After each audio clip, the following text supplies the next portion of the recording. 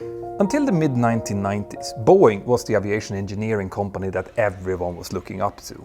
A major announcement today in the world of aviation. Boeing. But when they merged with McDonnell Douglas in 1997, the pairing of the two management teams was described like hunter-killer assassins meeting Boy Scouts. So why was that? And what happened to Boeing's exemplary focus on engineering excellence after the McDonnell Douglas bosses moved in? Stay tuned.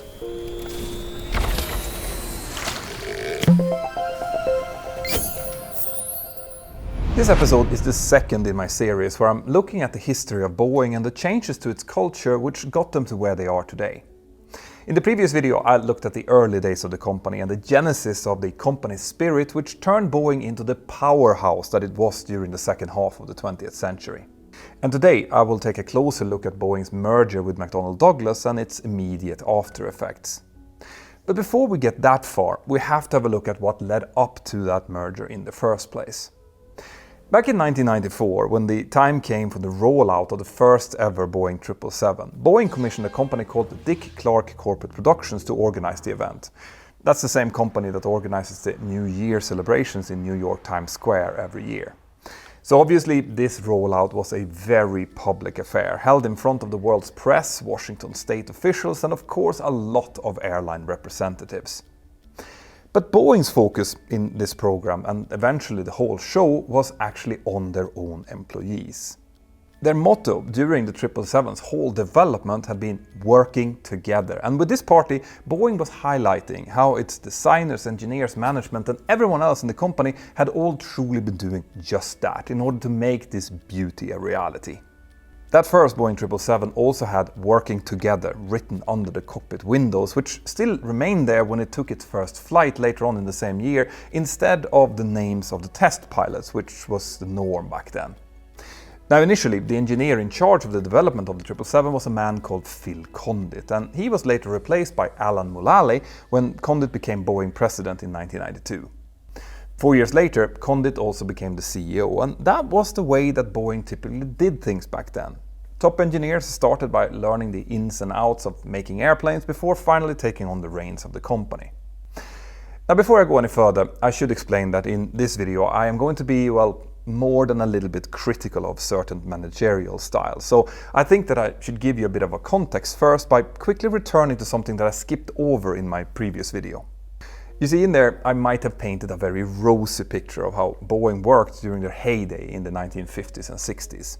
That's when they designed and launched the true giants of that generation, the Boeing 707, 727, 737 and the Boeing 747. Before that period, Boeing had been number 3 behind the two biggest historical players in the airliner world, Douglas and Lockheed. But with the launch of the 707 and all of the other icons that followed, Boeing basically made the jet age their own age. But the bit that I kind of skipped over in my last video was how this fantastic period ended, which wasn't very pretty. Bill Allen, the Boeing president who had turned the company into the commercial aviation giant it became, retired in 1968, just before the first flight of the Boeing 747. He had overseen a record number of new jet designs during his reign, including the Queen of the Sky, but the thing was, those quick aircraft launches had been driven to a large extent by the rapid advance in aircraft and engine technologies during that era, which, just as rapidly, made older planes obsolete. But now, by the late 1960s, those technological leaps had started to slow down significantly. What that meant for the airlines was that they could keep their existing airplanes in service for longer, which obviously led to the sales of new aircraft quickly slowing down. And that happened just as Boeing was introducing the 747 into service, with the 737 also being almost brand new and the 727 not much older. Development costs for both the 737 and the 747 had been much higher than previously estimated, so the slowdown in new orders came at the worst possible time for Boeing and hurtled them into a deep economic crisis. By the middle of 1969, Boeing had lost almost 12,000 employees, mainly through attrition, and to cap that all off, in 1970, the US Senate voted against the continuation of funding for the SST, the supersonic airliner which Boeing was working on in order to compete with the Concorde.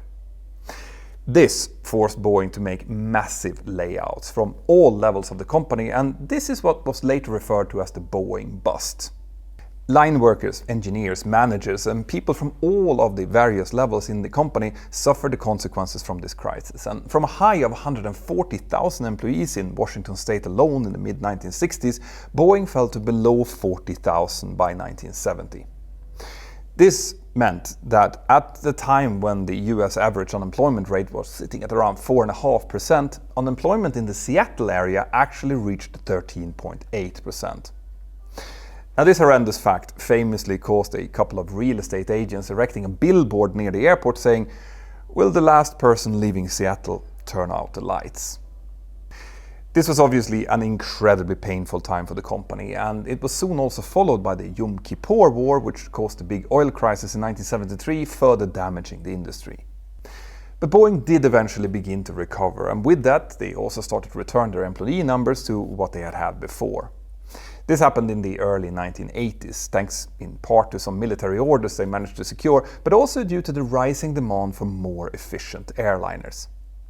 That is why Boeing's first priority when their recovery got underway was to start working on what would soon become the 757 and the Boeing 767. And this meant that even though they were going through this horrible crisis, Boeing still continued to design new airplanes. Now, the reason I'm telling you this is because it taught Boeing's management a very important lesson. You see, up until the Boeing bust, bringing new jets to market ahead of the competition had been super important. That's why launching Boeing 747 had been such a priority. It was needed in order to compete with McDonnell Douglas's DC-10 and the Lockheed TriStar. But in this new era, where airlines kept their jets for much longer and where efficiency was king, well, then the new jets that were produced could be sold for much longer, as long as they were efficient and trouble-free enough, of course. And that meant that being the first to enter the market with a new aircraft model wasn't actually that important anymore. Instead, it was more important to focus on quality. An example of this was the Boeing 767, which Boeing launched quite a while after the Airbus A300 had already entered the market. But even though that was the case, the 767 still ended up outselling the Airbus with quite a large margin.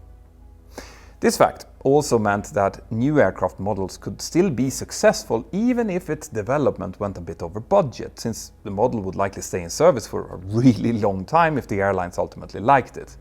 Again, the 767 is a great example of that, since it has now been in production for over 4 decades with very few upgrades and updates needed.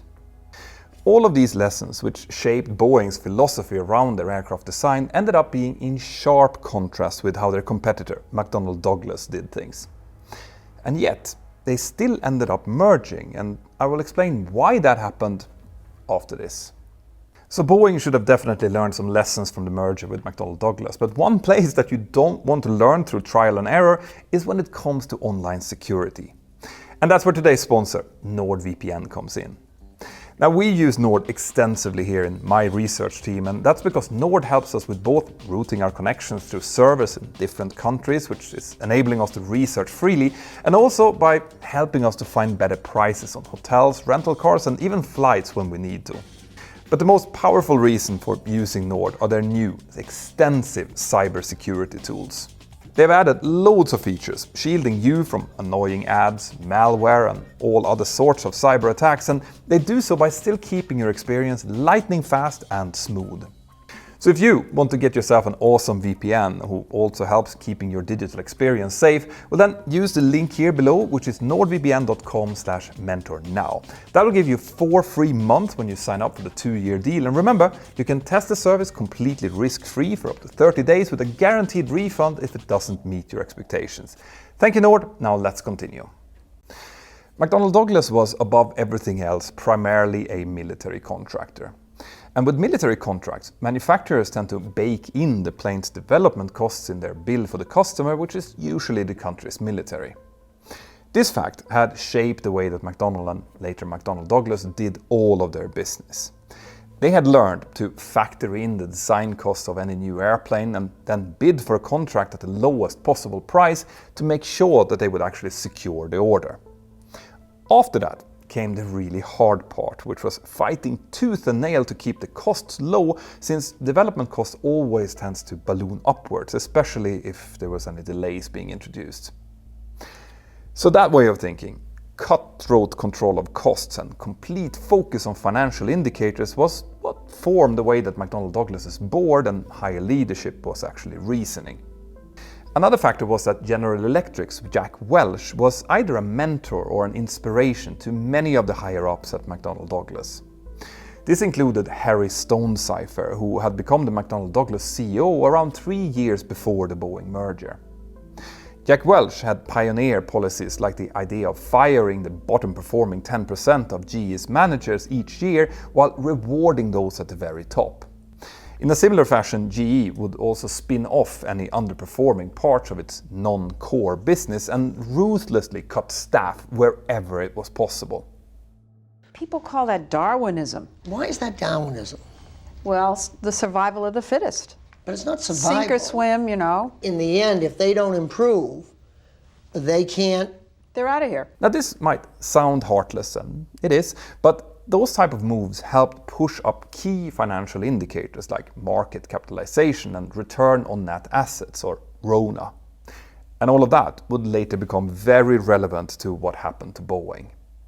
But why did Boeing and McDonnell Douglas even want to merge when their organizations and philosophies were so far apart? Well, it turns out that the answer was very similar to why Douglas and McDonnell had merged into McDonnell Douglas about 20 years earlier. Basically, both companies wanted to diversify and increase their foothold in each other's segments of the aviation industry. For years, Boeing had wanted to bolster their defense and space side of the business, where McDonnell Douglas still had a good portion of the market. And it's also really important to remember that the 1990s was a time of extreme consolidation among military contractors due to the end of the Cold War, and this meant that defense contracts obviously were getting thinner and thinner. This was actually the reason that Boeing also, 1 year before the merger, bought the old North American from Rockwell. Anyway, from the other side, McDonnell Douglas wanted this merger because their own commercial aircraft programs weren't doing that well.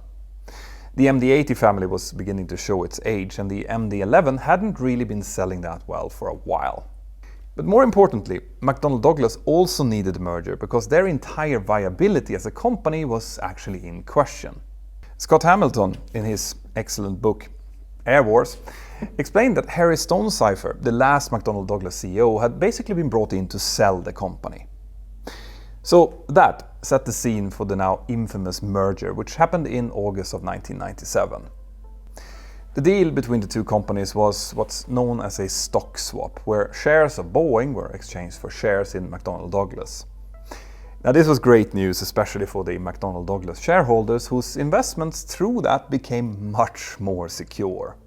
In hindsight, many critics say that McDonnell Douglas basically bought Boeing with Boeing's own money, and the fact that the new Boeing logo looks basically like a simpler version of the old McDonnell Douglas logo seems like a symbolic confirmation of that assessment.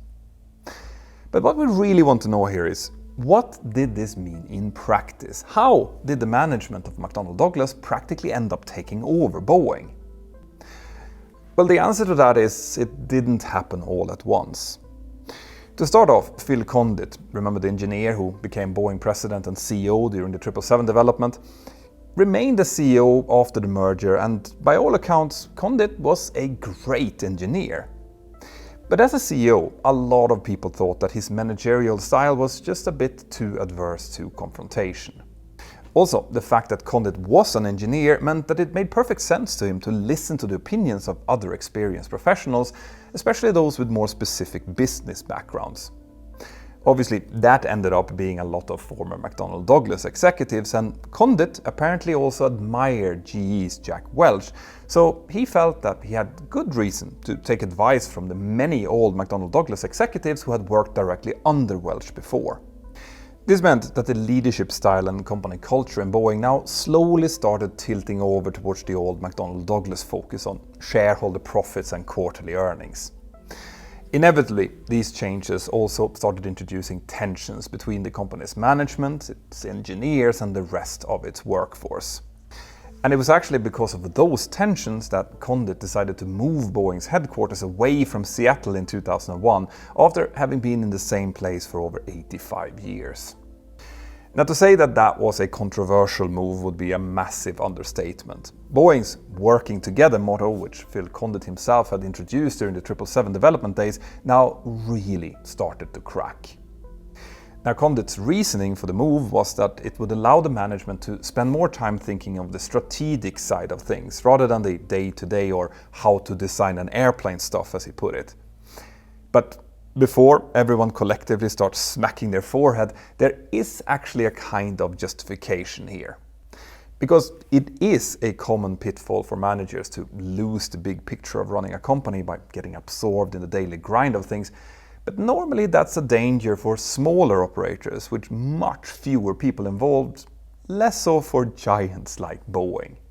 And of course, the downside of isolating the management in a glass tower far away from the realities of production is that it also removes them from the feelings and concerns of their employees, and it rarely solves any problems, as Boeing has since clearly found out.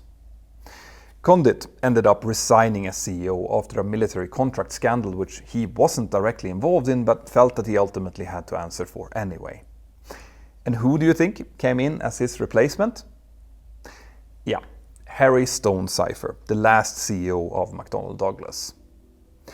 Now, that appointment obviously just accelerated the tendencies that was already happening to the company, and Boeing was now really pivoting away from a focus on being a world-class aircraft manufacturer into being a really nice company for financial investors. Speaking about this period in later years, Stonecipher said, "When people say I changed the culture of Boeing, that was the intent. So that it was going to be run like a business rather than a great engineering firm. It is a great engineering firm, but people invest in a company because they want to make money." Again, the obvious background to this were the lessons of GE's Jack Welch, which had by then become the gospel in the business world. More than 400 Boeing suppliers in the area will be impacted. In that same spirit, it was Stonecipher who later pushed through the sale of Boeing Wichita, which is now known as Spirit Aerosystems, who makes the nose sections of all Boeing jets and the entire fuselage of the Boeing 737. He also pushed the sale of Vought in North Charleston, South Carolina, which Boeing later had to buy back at a really high cost and turned into the site where the Boeing 787 is now being assembled. Now, I have explained in other videos that these sales helped push some key financial indicators up, but they also created some other serious long-term problems that in some cases we are only really seeing now. In any case, Stonecipher didn't stay on as CEO for very long because of a different, more personal scandal, and to replace him, many in Boeing's old guard this time wanted one of their own instead. Now, a perfect candidate for that would have been Alan Mulally, the engineer who had taken over Boeing's 777 project after Condit, and it appears that Mulally also actually really wanted the job. He had been the CEO of Boeing's commercial airplane division since 1998 and appears to have been a really popular figure internally. He was very fond of the working together motto and had tried to bring that back to Seattle in order to inspire all of the workers. The airplanes are so sophisticated and so complicated, and you have so many talented people working on an airplane, that the only way to get it done is to work together. But he had already been passed over once after Phil Condit resigned, and now he would see himself being passed over once again. Instead of picking Mulally or any other engineer from inside of the company for the CEO post, the Boeing board selected one of its own board members instead, Jim McNerney. Now, this was a guy who later jokingly would compare his own management style to Darth Vader's, saying that the company employees were cowering before him, if that's something to brag about. McNerney was also another Jack Welch protege from his time at GE, so true to form, he applied some of the very same ideas that Welch had brought to GE, like firing the bottom performing 10% of managers, whether they deserved it or not. Soon after McNerney's arrival, Alan Mulally left the company and was recruited as the new CEO of Ford Motor Company. Just after saying his goodbyes and leaving his office in Seattle, a banner with "Working Together," which had been hanging over his office door, was taken down. Now, if this was meant as a symbolic move, unfortunately it was completely spot on. McNerney's motto as CEO, according to author Peter Robinson, was more with less, as he demanded more from his employees and suppliers for less money. Except ironically, he didn't object to setting up two separate assembly lines for the Boeing 787 project when the time came for that, one in Everett and the other one in South Carolina. But that was likely only done in an effort to take power away from the workers' union in Washington state. In 2014, union members in the state were told that if they didn't accept cuts and to give up their pensions, the then new 777X would be built in South Carolina or somewhere else. And it worked. Meanwhile, Wall Street absolutely loved McNerney with his stock buybacks and divestments, and that's sadly likely also the answer to why these policies won over Boeing's board and other investors. A CEO who cuts costs and stays away from risky long-term investments is seen as a good-for-business CEO or a safe pair of hands. Much safer than someone who does something crazy like launching a new aircraft for the future.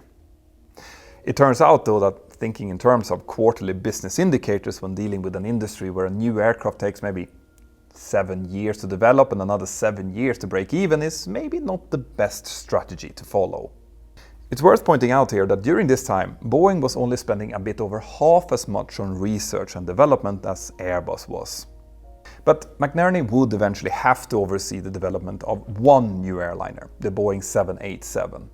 And not surprisingly, he had his own ideas of how to apply the more with less principle over there. McNerney wanted to develop the 787 faster than they had the 777, which had taken only 6 years to do. His idea of how to do that was to get their suppliers to both work and pay for a good big part of it. You see, traditionally when a manufacturer designed an aircraft, they would design each key component themselves, build a prototype or two, and then after testing and certifying it, hand it over with the blueprints to their supplier, who would then use it to mass produce it. But for the 787, Boeing instead planned to have their suppliers design, build and certify some of those parts, and also pay for all of that, whilst also doing it faster than before. On top of that, we also have to remember that this was supposed to be done for a design that would be using new composites for the fuselage as well as a lot more electrified legacy systems. It didn't work. The 787 ended up taking between 1 and 2 years more than the 777 to develop and also costing a lot more. And on top of that, it also had a lot of infancy issues relating to some of those new technologies like lithium battery fires, among other things. At the same time as this was going on, McNerney had also another big project in his hands.